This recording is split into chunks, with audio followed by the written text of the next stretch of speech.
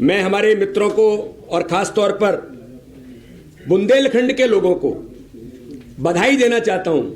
माननीय प्रधानमंत्री जी को, वित्त मंत्री को हृदय से धन्यवाद देता हूं उस गरीब बुंदेलखंड की जनता की ओर से कि बहुत वर्षों से केन बेतवा लिंक परियोजना जो हमारी पेंडिंग पड़ी थी उस पर ऐतिहासिक कदम उठाते हुए 35,111 करोड़ रुपए केन बेतवा लिंक परियोजना को हमारे कई बुंदेलखंड के मित्र भी यहां पर बैठे हैं। बुंदेलखंड में आज पानी के लिए त्राही त्राही करते हैं। कुछ दिनों बाद होगा कि पानी ही पानी बुंदेलखंड के अंदर होगा, पीने से लेकर के सिंचाई तक।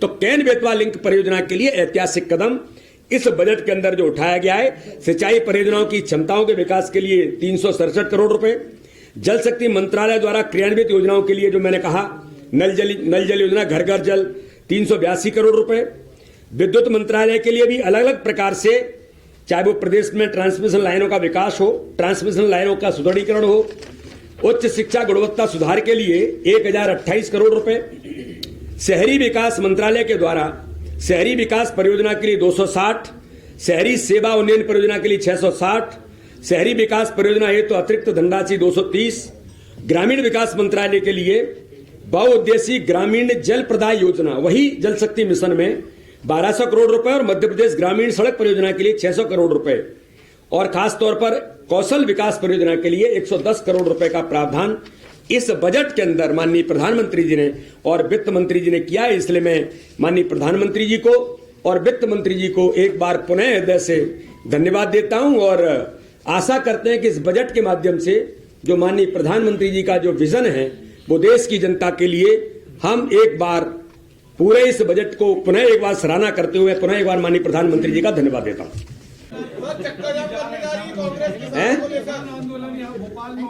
ये केवल और केवल देश के अंदर किसानों को झूठ, भ्रम, छल, कपट कांग्रेस का चरित्र है। कल माननीय कृषि मंत्री जी ने बहुत स्पष्ट कहा, आज वो आपसे बात करने वाले थे लेकिन वो किन्हीं कारणों से वो यहां नहीं आ पाई, इसलिए मुझे यहां आपके बीच आना पड़ा।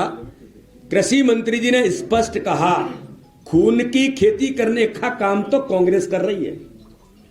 राहुल गांधी ने कहा था ऐसे विचार कांग्रेस के हो सकते हैं। देश को अस्थिर करने के लिए, अराजकता फैलाने के लिए क्या क्या किया जा सकता है। योगेंद्र यादव जी का क्या संबंध है किसान आंदोलन से? वो जेएनयू के आंदोलन में भी होंगे, वो शाहीन बाग में भी होंगे, अब वो किसान बन गए। रिहाना का क्या संबंध है आंदोलन से?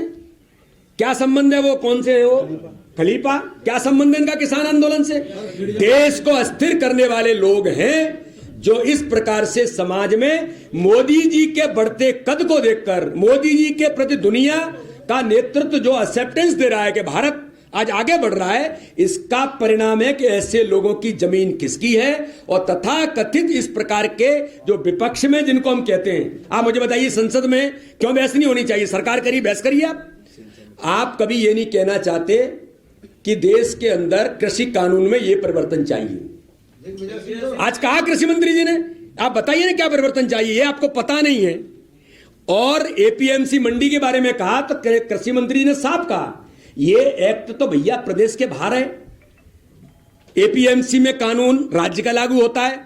हम तो मंडी के बाहर है, जो हम टैक्स बंद कर रहे हैं, टैक्स खत्म कर रहे हैं, तो टैक्स खत्म करने का तो आप विरोध कर रहे हो, और जो लोग धरने पर बैठे हैं या आंदोलन कर रहे हैं वो अपने राज्य में क्या हो रहा है उसके बारे में बात नहीं करना चाहते। ये दुर्भाग्यजनक है, लेकिन देश मोदी जी के साथ खड़ा है, सत्य को जानता है, और मोदी जी इसलिए कॉन्फिडेंट होकर के काम करते हैं, वो सत्यता पर देश के अंदर काम कर रहे हैं, देश के लिए काम कर रहे हैं। बहुत बहुत धन्यवाद। शराबबंदी को लेकर अभियान पर निकल रही है, तो क्या आप समर्थन करेंगे? देखिए, उमा भारती जी ने, वो केवल मध्य प्रदेश की नहीं, देश की हमारी बड़ी नेता हैं, मध्य प्रदेश की मुख्यमंत्री रही हैं, उनका अपना एक विजन है। उन्होंने बहुत साफ कहा है कि मैं समाज के अंदर इस जागरूकता को लाने के लिए प्रयास कर रही हूं। आपको ध्यान में होगा कि नर्मदा सेवा यात्रा के अंदर हम लोग, जब माननीय प्रधान मुख्यमंत्री जी जब नर्मदा सेवा यात्रा कर रहे थे, तो नर्मदा के दोनों किनारों पर 1 किलोमीटर तक कोई शराब की दुकान नहीं होगी, जो होगी उन शराब की दुकानों को माननीय मुख्यमंत्री जी ने बंद किया था। तब भी लोगों ने कहा था कि बजट में इसके कारण से रेवेन्यू बड़ा लॉस होगा, तब मुख्यमंत्री ने कहा था कि मुझे रेवेन्यू की चिंता नहीं है, मुझे चिंता, तो ये कदम है, सामाजिक तौर पर ही इस प्रकार की बुराइयों को दूर किया जा सकता है, कानून से नहीं हो सकता। एक मिनट, ये कानून से नहीं हो सकता। कई संत समाजों में अपने क्षेत्रों में इस प्रकार के अभियान चलाते हैं। मुरैना में हमारे गुर्जर समाज के एक संत हैं, मैं कहता हूं घटना मुरैना के अंदर घटी होगी, जिसको लेकर के तत्काल सरकार ने जो काम करना है, एक्शन करना है, सब किया है। लेकिन वहां के एक संत की प्रशंसा मैं इसलिए करना चाहता हूं कि गुर्जर समाज में इस प्रवृत्ति को दूर करने के लिए कैसे काम किया जा सकता है, एक संत उसका परिणाम देते हैं। तो ऐसे सामाजिक क्षेत्र में इस प्रकार से अभियान चलाना, ये मुझे लगता है कि समाज के कहीं न कहीं उसकी आवश्यकता लोगों को लगती है, और सामाजिक दृष्टि से इसको पूरा किया जा सकता है।